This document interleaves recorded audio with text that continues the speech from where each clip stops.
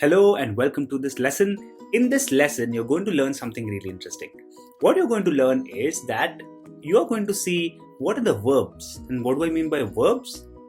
Verbs are action words. Sleeping, running, eating, walking, all these are verbs. Okay? Anything that conveys action.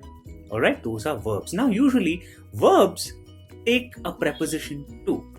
Only a few sets of words, okay? So we have to see what are these verbs that take the preposition to here.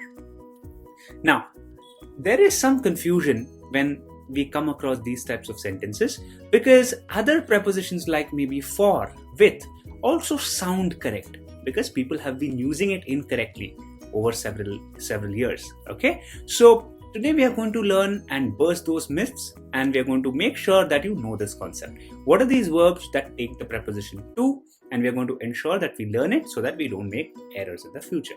Okay, so let's see what these are. Let's start with the first one. The first one is the verb react. Okay, celebrities should not react to unnecessary hate on social media. It is not celebrities should react for unnecessary hate. Okay, so the green one is the right one. The red one is the version that usually students commit mistakes by. Okay, so think about this. Celebrities should not react to unnecessary hate. The preposition to is usually used when you're directing something towards something else. Okay, so celebrity is not reacting. Okay, you're directing that towards unnecessary hate, right? There is some connection between these two, right? Celebrities and unnecessary hate. So when you're creating this direction, you will use the preposition to here. So celebrities should not react to unnecessary hate is the right one. Celebrities should not react for unnecessary hate is incorrect. Okay, so I hope we learned the first one, react to. Okay, now let's go to the next one. Consent. The meaning of the word consent is permission, to allow. Okay, the family provided consent to conduct an advanced surgery. Again, there is a direction, right? Provide consent and conduct an advanced surgery. There is a link between this. Okay, consent for what? To conduct. Okay, the family provided consent for an advanced surgery? No, it is to conduct an advanced surgery. Okay, I hope you got this. This is the next one we learned. Consent to. Next, the third one. Solution. Now this is a big problem usually. Okay, people always say the solution for all the problems is already known. The solution for all the problems, yes, it sounds right. We have been using them, but it's incorrect. Remember, whenever you're using the word solution, use to. The solution to all the problems is already known. Okay, always solution to. Write it down somewhere because this is a very common mistake. This is the right one. Solution for is incorrect. Okay, let's go to the next word we have. The next word is object. Now, object, what does object mean? Object means, in this case, to show displeasure. Okay, to resist, to not allow something. So the family objected to conduct an advanced surgery. So again, it is objected to. You will always object to something. The object for is incorrect. Okay, remember, when you're using the verb object, you will say object to. So this is the right one. And what's the meaning of the word object we learned today? The meaning of the word object means to show displeasure, to disallow something. Okay, to not give permission to something. Okay, all right, next. Talk to. This is a very easy one. Okay, talk to. I think we should talk with our boss. Alright, that is incorrect. I think we should talk to our boss means that you're having some discussion with your group and you want to talk to your boss, which means you want to go and approach your boss. If you say talk with, it more like means that you're just having a chat within your group. Okay, so the meaning kind of changes and it's not idiomatic. And what I mean by idiomatic here is that in English, commonly we say talk to. Okay, because it's from one side to the other, there is some direction involved. I think we should talk to our boss. So remember, with the verb talk, you will always say talk to and not talk with. Similarly, the same concept, let's apply to speak. Okay, pretty similar. Speak to. I think we should speak to our boss. Okay, do not say I think we should speak with our boss. Say I think we should speak to our boss. That's the right one. Okay, what about the other one? Happen to. Now, happened to. A life-threatening accident happened to my friend. When something happens, it happens to someone. Okay, a life-threatening accident happened with my friend. This is wrong. Yes, it might sound correct, but it's incorrect. Okay, a life-threatening accident happened to is the right one. Alright, so remember this, write this down. When you are talking about happened, it is happened to. Okay, next. Lead. When I say lead, again, it shows a direction, right? So it's more obvious here. This road will lead to Rome. Okay, lead to Rome. This road will lead for Rome. That's incorrect. Okay, always remember, when we use lead, it is lead to some other place. Okay. Alright, I think this was an easy one. Next, respond. Now, whenever you have words like respond, reply, always you will use the preposition to. Okay? Respond to. Our students immediately respond to the assignments. Okay? So you respond to the assignment. Do not say our students immediately respond to the assignments. It's incorrect. Usually, people will forget to add this preposition at all. They'll simply gobble that up. Incorrect. Okay? State fully. Respond to. Our students immediately respond to the assignments. This is the right version. Okay. Similarly, reply. You would have come across reply usually when you talk about emails, right? Please reply to my email. It is not please reply my email. No. Okay, this is wrong. Please reply to my email. Reply what? Reply, you have to form that connection. That's the very purpose of preposition, that you form this connection between these two. Okay?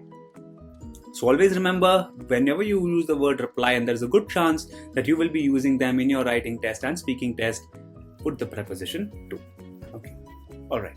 Next one. Refer. Now this is slightly tricky. When we are using the word refer, okay, see what's happening.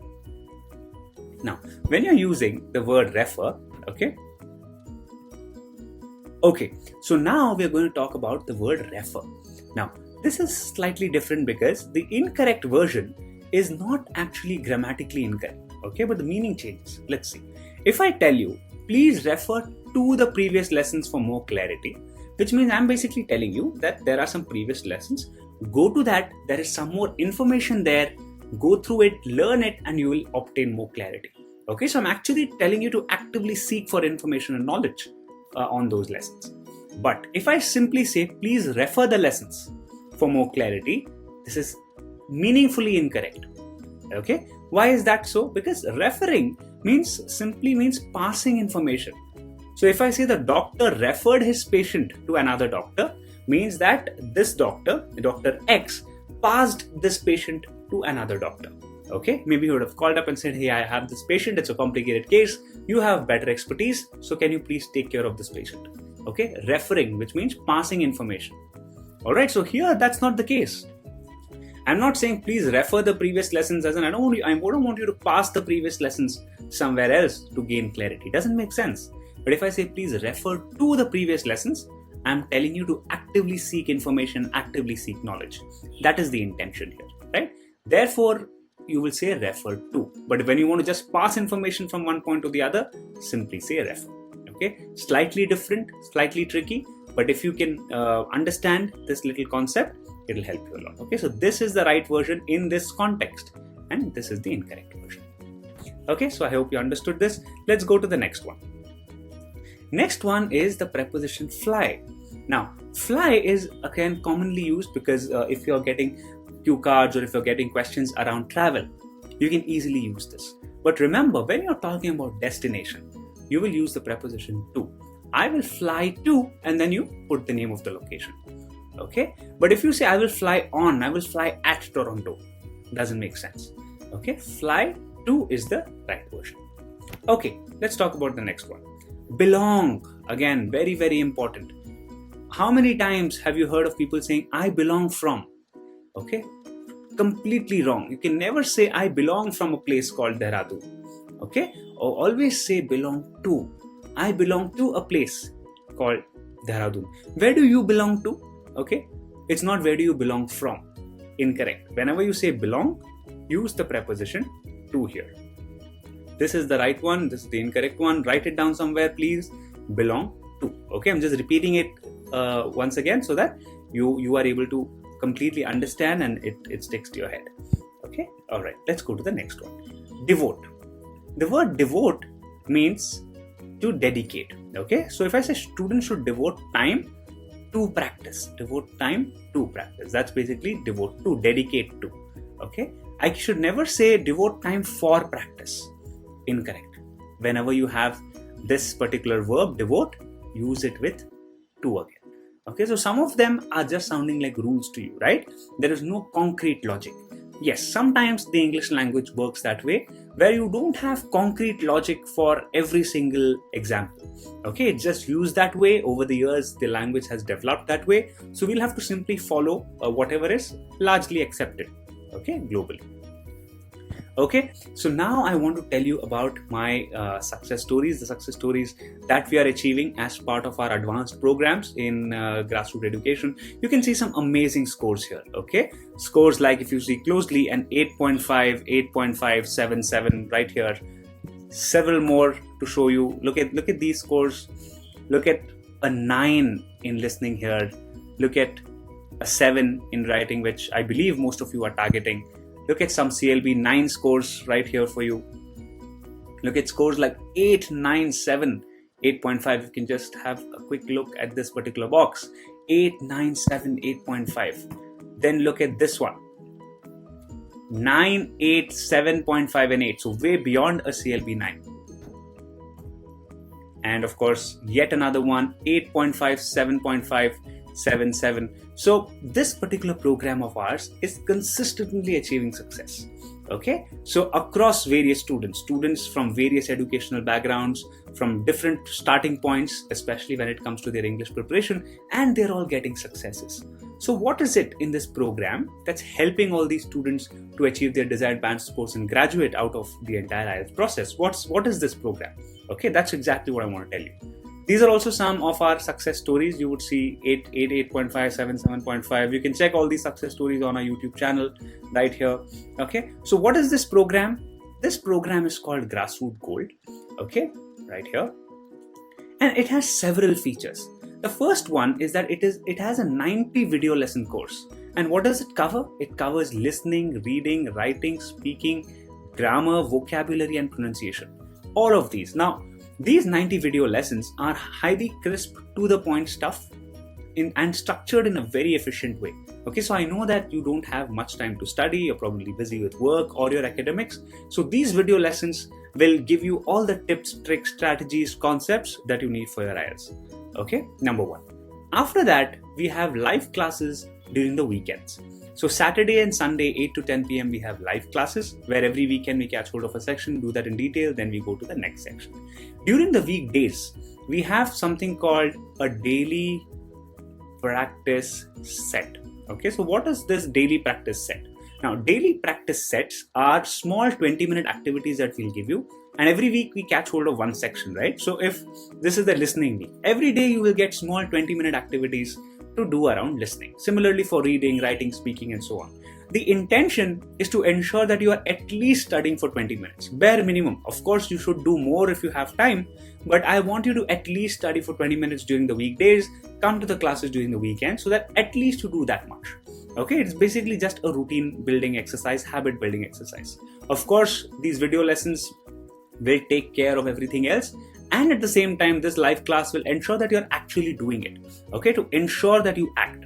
It's for that. After that, this is the most important feature of the whole program. You have 15 personal reviews. Okay, so in these 15 personal reviews, they're all one-on-one in nature, where you can send your work to us. Say it's a writing review. You send your work to us. We evaluate that in detail first. Then we give you a call. And we tell you what are your good points, what are your bad points, how do you improve, you can ask your doubts, it goes back and forth, and then we email that entire report to you. Okay, so that gives you now an opportunity to work on all that feedback and then take the next review, hopefully incorporating these mistakes, the feedback of the mistakes you have committed, and now you will see that your essay is much better. Okay, now these 15 reviews, you can take it across sections. You can take 10 for writing, 5 for speaking. You can take 12 for writing, 1 for speaking, 1 for reading, 1 for listening, up to you to mix and match based on whichever is your weakest section. Okay, again, these 15 reviews can be taken continuously for the next 15 days if you're taking the exam really soon, or you can take one review every month and then take like 10 reviews on the 6th month and then go out of the program. Up to you. Okay, so it's up to you to vary the intensity. All right, the aim is that you should get your desired scores, and that's what this program will enable you to do.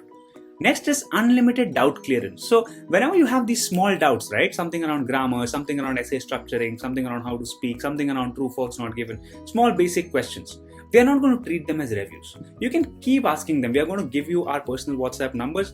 Just put it there and then we'll keep answering it for you. Okay, so there is no limitation on the number of doubts you can ask, what doubts you can ask, nothing of that sort. So quick replies for smaller doubts, so that it does not become a roadblock in your prep. Okay, next is we have crisp study material for vocabulary, collocations, idioms, phrasal verbs. Now, in English, there are 2,000 plus idioms. Okay, so do you learn all of them? No, you don't. We have researched a set of idioms for you that you can easily use in your speaking test. Okay, now the entire speaking test is situation based, right? So we have analyzed idioms that you can incorporate in your speaking test. So just go through these idioms with examples and you can easily use them, at least 1 or 2 in the speaking test, and there you go. Your lexical score improves. Okay, after that we have sectional mocks. So we have 5 sectional mocks in each section. This is for your self-practice. Of course, you want to get them reviewed. You can always get them reviewed under this program. Okay, next one, you have previous live class recordings. So even if you join today, but you want to access the live class recordings of say last week, okay, just go to that folder and it's all available to you. The last one, and again very important, is that you have something called a strategy call. So the moment you enroll, we'll get in touch with you and then we'll speak to you one-on-one. Now, every single interaction is done with the chief coaches only. Okay, so we don't hire any part-time faculty or anything of that sort. You directly interact with the chief coaches. Okay, and we'll be speaking to you. We'll first understand where you are. If you've taken the IELTS earlier, what has been your score? Where do you want to go? So how much time do you have and what's your desired score? And what you should do in this time frame? By when should you start taking the reviews? Okay, how quickly should you finish the video lessons? Which particular video lessons should you be focusing more on? So we'll be giving you this exact roadmap. Follow that to the T, and then there is no reason why you cannot get your score. Okay, so reach out to us here. You can maybe put this link on the browser or contact us on this number and we'll guide you further on the enrollment. All the very best. Keep practicing. Bye-bye.